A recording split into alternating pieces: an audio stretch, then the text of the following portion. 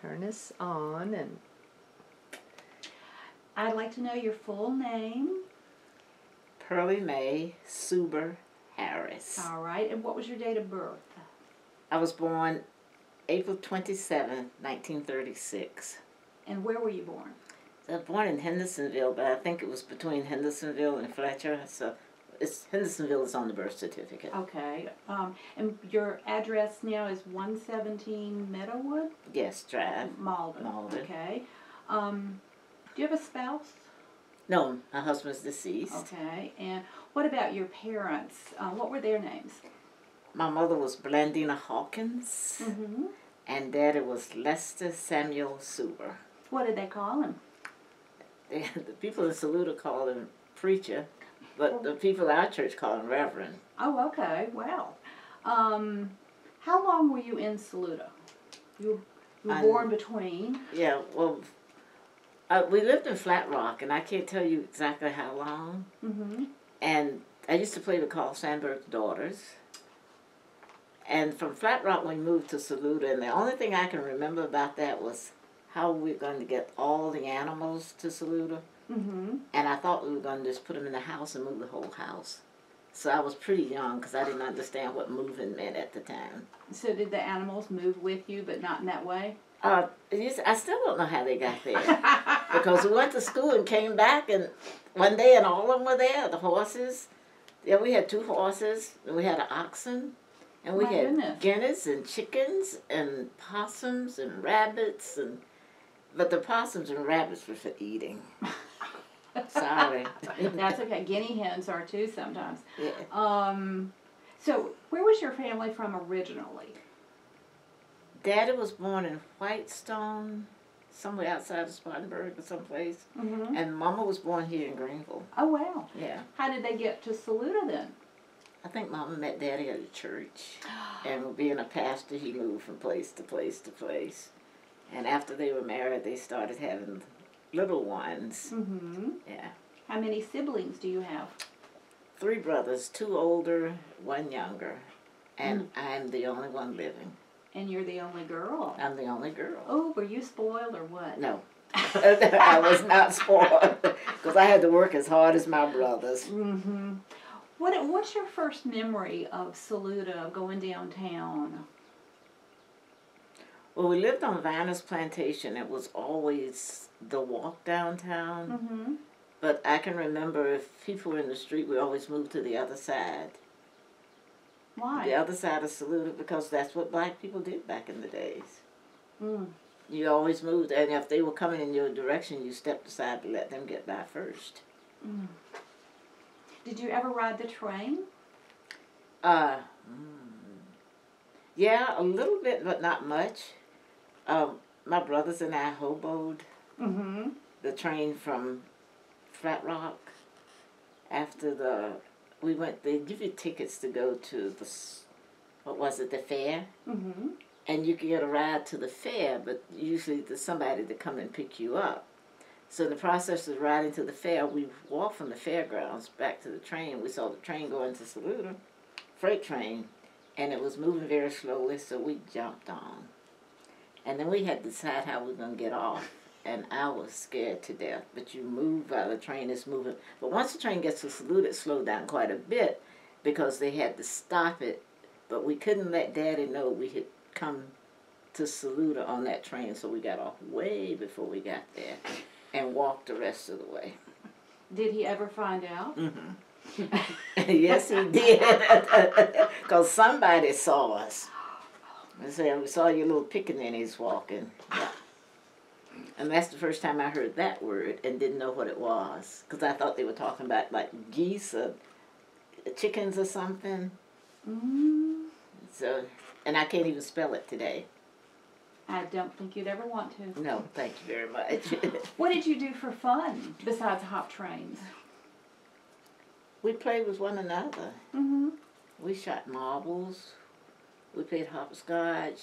We played ball in the backyard. I don't know where we got the balls from, but we played ball in the backyard. We played back then. The children played rounders, and there were 2 on each team. Mm-hmm. And if you were winning, then you switched off, and the older one played the younger one, or how it was mixed up. But we had a lot to do because you worked back then. Kids, we had outdoor toilets that you had to clean. You had the pots that you had to wash and bring in for the nights, the tinkle pots. Mm-hmm.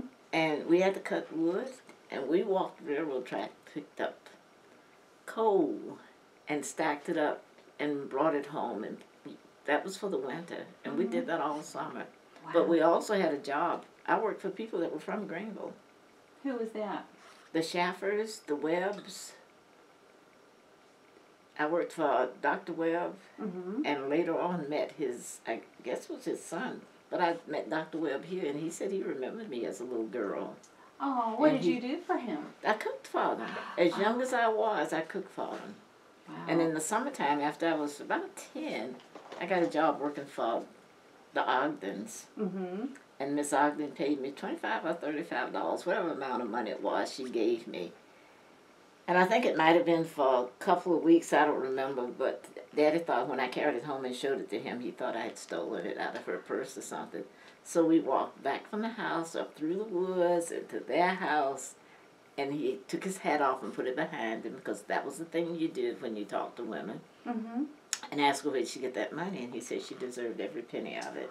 He said, this is the same thing I pay Iona for working for me, but she lives with them. Uh-huh. And Iona was from Jamaica. And she said she washes, she irons, she takes care of the girls, and she cooks, and she cleans. So she deserved every bit of this. So I was the little maid before I was old enough to know what a maid really was. Mm-hmm.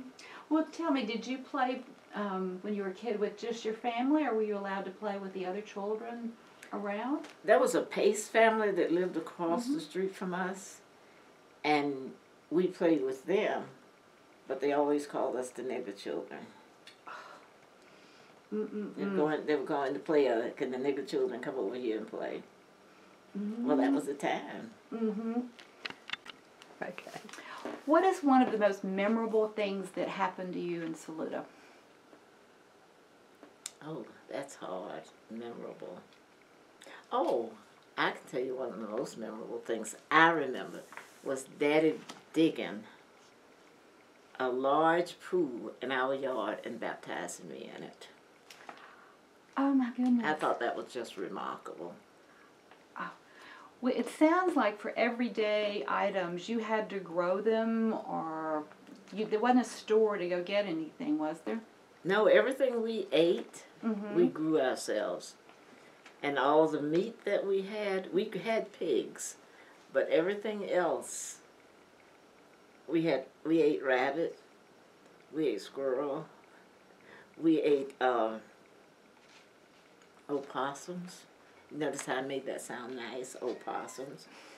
And we had lots of pork because we had pigs and hogs. And because we had baby pigs, and the next year we'd have a big hog that we would, and we also shared with some of the neighbors the meat that we did. But everything was cut up and put in cans, and everything else was in a smokehouse. Mm-hmm. And the smokehouse smoked year round.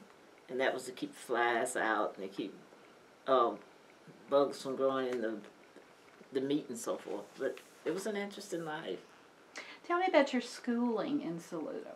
What school did you go to? We went to the little school, the colored school in Saluda. It didn't have a name as far as I know. Miss Jackson came up from Tryon, I think, and she taught 1st through 9th grade or 10th grade, and there were only about 25, not even that number of students by the time I started the school. They were maybe 19, and some of the kids were much, much older. Mm-hmm. But she taught everybody from 1st through 9th or 10th grade, whatever it was. Was this black and white school, or just No. black? No, this was blacks only. So what did you do after that for schooling? Or were you through? Well, we were sent to Hendersonville because they closed the colored school. Mm-hmm. The schoolhouse my father bought and made it into a house. And that was a little house that's sitting up on the hill that has been burned down. But we went to Hendersonville to school. And in the process of doing that, we were given by the state tickets to ride the Trailway bus.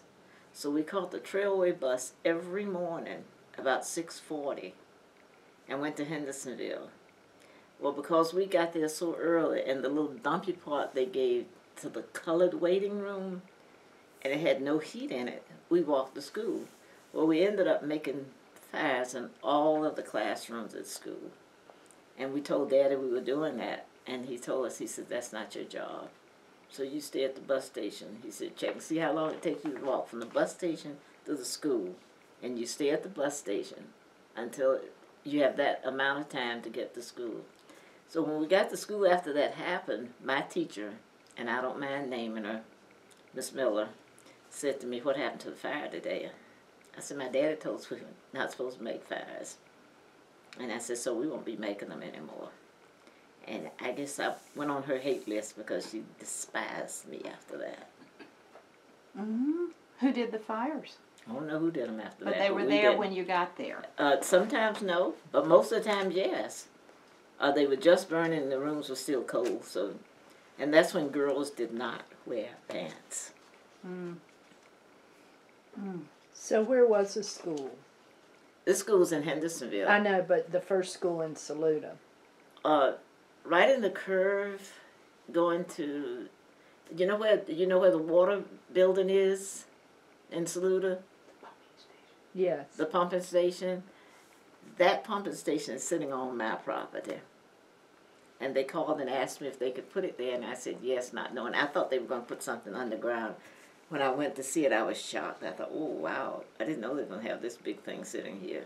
And it's still there. Was it Yeah. supposed to be Yeah, my house temporary? sits right up on the hill from that. Mm-hmm. Yeah. But you didn't know it was going to stay there. I didn't know it was going to be a permanent thing. And nobody asked if they could put it there permanently. Mm. So I don't know what to do about that in this late stage of my life.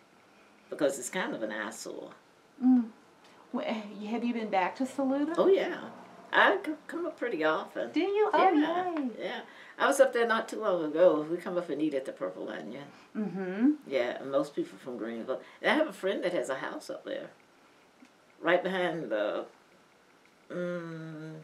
what used to be Clifford's. They got a little log cabin that sits up there. Mm. What's the next street over from Main Street? I have no clue. Betsy, do you? Seminary Street. Yeah, I don't know. Yeah. Well, you Okay, can show it and- to us when you come up there. I'd be glad to. Well, tell me what are some of your best and worst memories of Saluda? Probably the best. Now, worst memories were walking from Viner's Plantation to school. Every day we were rocked by the children. And they called, here come the nigger children, and they throw stones at us. So we walk on the other side of the road going to school, and as quick as we got close to that school, we get on the other side of the road. And they still stoned us. So one day we decided we need to stone back. But then we decided there were 4 against 104. So we need to run for our lives. Oh, But my those were gosh. the worst times in Saluda. I can believe Trying it. to walk to school every day. Oh, that gives me chills. What were some of the best times? After Daddy died and Mama brought us together Mm-hmm. and said there was be no Santa Claus. Now, you're not going to believe this story. I was 15 years old. Do you know I did not know that there wasn't a real Santa Claus in this world? Now, that might be embarrassing for kids now, but Christmas morning we woke up and there was snow everywhere. And we asked Mom if, just because it snowed, could we walk out the back door and go Christmas caroling? Because we'd always done that to the 4 or 5 little houses up on the hill. And she said yes, and we came back. The serious part about that is that we left candles on the Christmas tree with fire. And a pine tree. We could have burned that house down with my mother sitting in a wheelchair. We didn't think about it then. And I thought about it after I became an adult, and I thought, God is so good. If you don't believe in God, that would be a chance where you really believe in God now. Because the candles burned, and they never burned down far enough that they could have caught anything else on fire. And it was just a miracle. They were placed where, on the branches where they wouldn't touch, fire wouldn't catch another branch. But that year, Santa Claus came, and he brought each one of us gifts and had our names on all of them. So this day, we don't know who that was. Oh. We don't know who in Saluda did that. So that was one of the best memories that I have. There is a Santa Claus. And I tell people now, don't you tell me there's no Santa Claus. It's got to be somebody out there. Who were your friends? Were there a lot of families that you had friends in? No. Brothers and sisters. That was it? Yeah. You were your best friends. And you took care of each other like you were best friends forever and ever and ever. Well, do you think you have better memories or worse memories of Saluda? Or is it just kind of mixed? It's mixed. It's mixed. I think you do the best you can with what you got. And it's what happened at the time. So you think back and you think, it could have been worse. It could have been worse. Oh, I think that's about all I have. Do you have any other questions? I know Betsy does. Go ahead, Betsy. No. I'm always interested in where the school was in that neighborhood and how many people lived across the street. Like how many, were there 20 black families when you were 15 or 10? How big was the in the neighborhood where we lived, the schoolhouse for us, for the colored children, was the house that burned down, that you were trying to get the directions of how large it was, the circumference of it and so forth. That was the school. And my daddy bought that school and turned it into, and he and a couple of other men in the neighborhood put petitions in and lowered the ceiling and made a home out of it.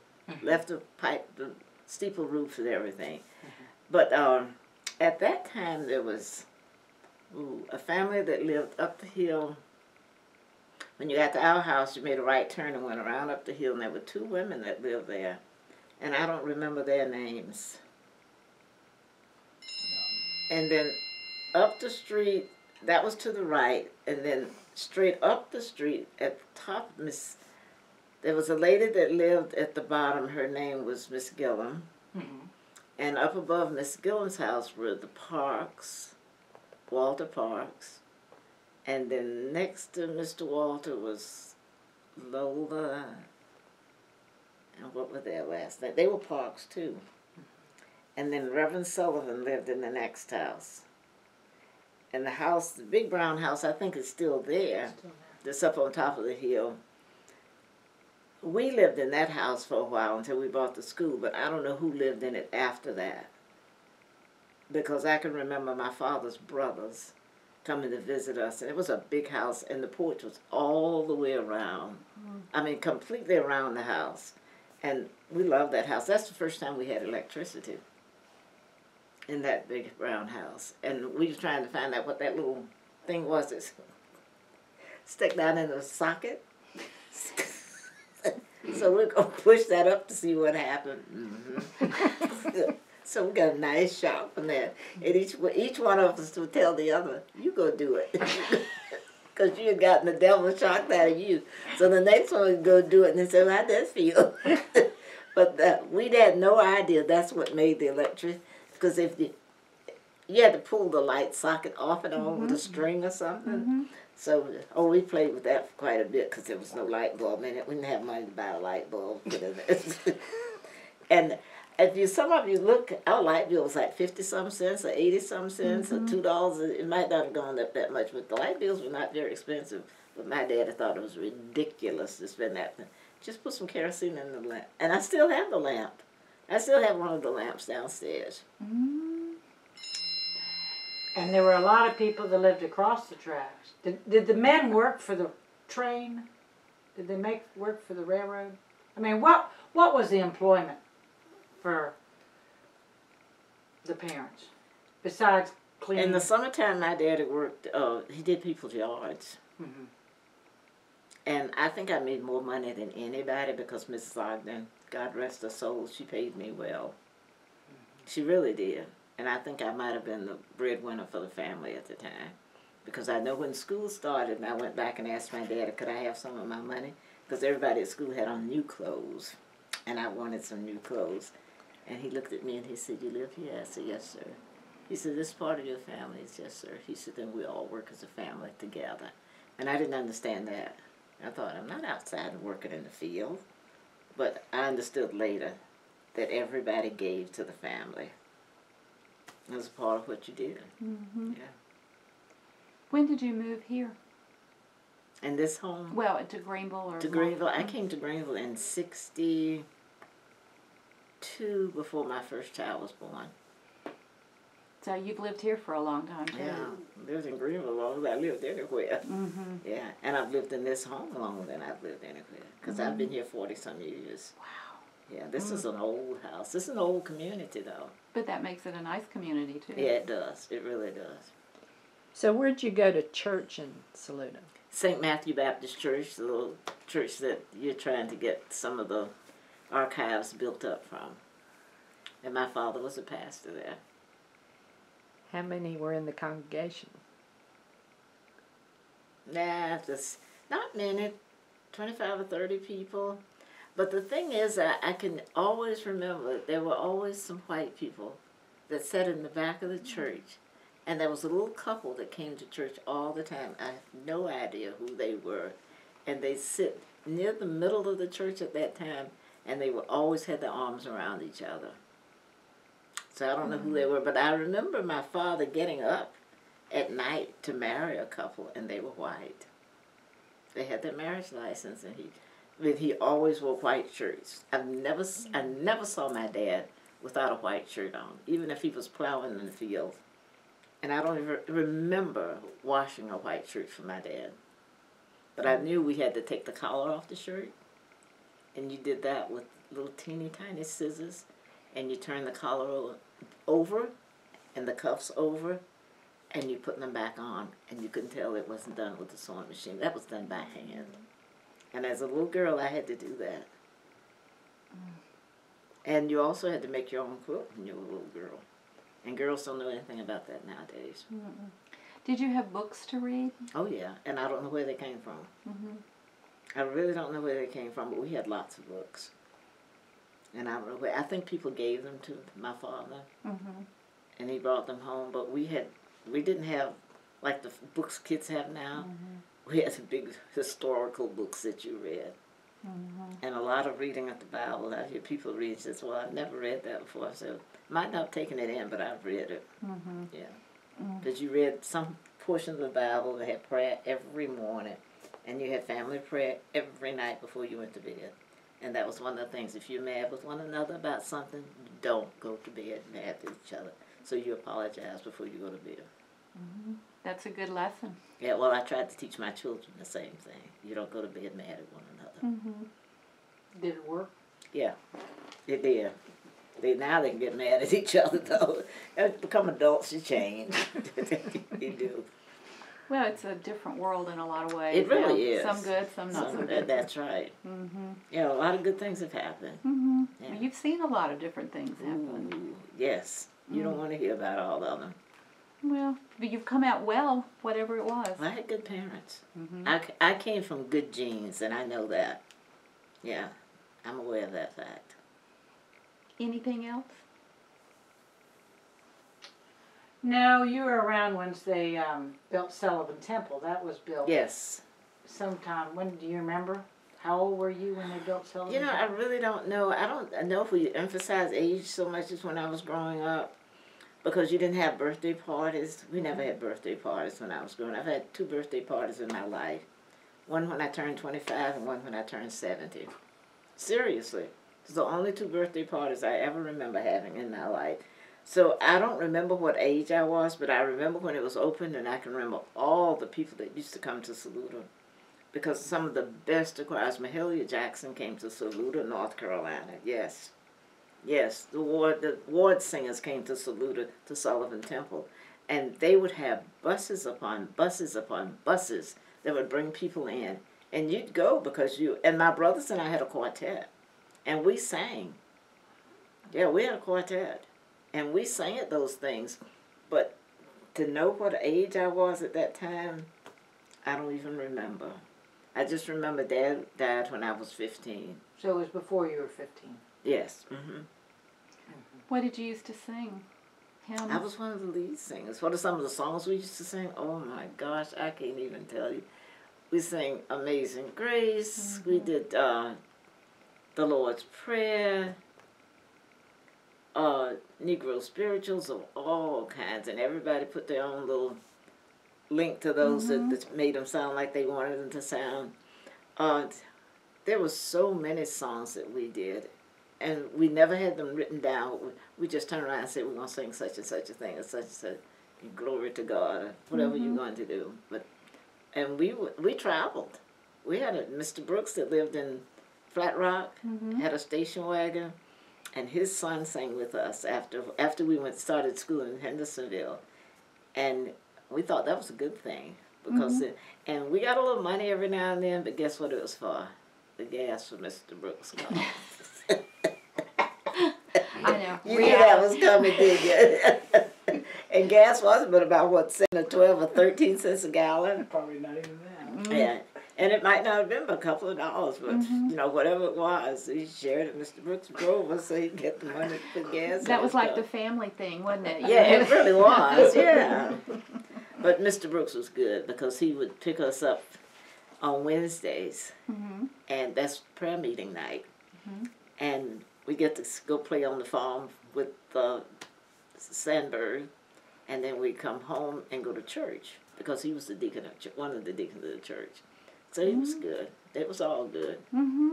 It sounds like there were fun, unique parts to it. It was. It was different. And the kids wouldn't do what we did now. No, because my dad had an axe for every child.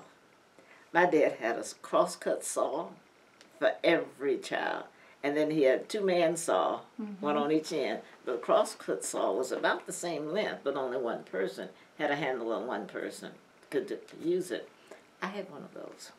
And you carried those to the woods, and you cut down trees, and you took that little hatchet, got all the limbs off, you cut those trees up, and you stacked them, and you brought all that wood home because that was what kept you through the winter, and that's what you cooked with. So there was no distinction between girls and boys, was there? No, everybody worked. Everybody went out and hoed the corn. Everybody went out and got all of the grass from around the string beans and the cucumbers and the sweet potatoes. Everybody worked. The strawberries, you pulled all the mess from around the strawberries. You made little sticks, put them together and tied them off and put the strawberries on them so they'd run up the sticks. It was a part of what life was all about. It was. You ask a girl if she do that. No, we do that now. No. Everything comes in cellophane now. Tell me about it. Anything else? Did you know Phoebe Sullivan? I did know Miss Sullivan was scared to death of her because she was supposed to be the root woman. I was afraid of her, and she always said, "Come here, baby, give me a hug." And oh gosh, you do it with. I know she must have felt our little hearts going. And I don't know if I'm the only one that was afraid of her. I'm the only one that's saying that I was afraid of her because I really was. And she was very generous. She always gave us everybody, all the children. She gave them Christmas presents. She was a delightful lady, but I was just afraid of her. I wish I could see her now and say, "What's wrong with us that we were scared of you?" And I don't know if my brothers were or not. They never said anything. Did you know Will Moore? Will Moore owned all that land where Phoebe. He was a real tall, skinny man. Was he black or white? Oh yeah, black. Really? Yeah. He may have been gone. Didn't know him. His Had no idea. name is on every deed I look at. Really? Yeah, he owned all that all the way. So to, that's how she bought all that property back up she in bought there. that from Wellmore, and I just wondered where his house had been. There's I somewhere. don't know, because there were some houses up the hill from her. Because my younger brother married one of those girls, and they all live in Hendersonville now. But they were kin to Gainwell Jeter. Right. Yeah.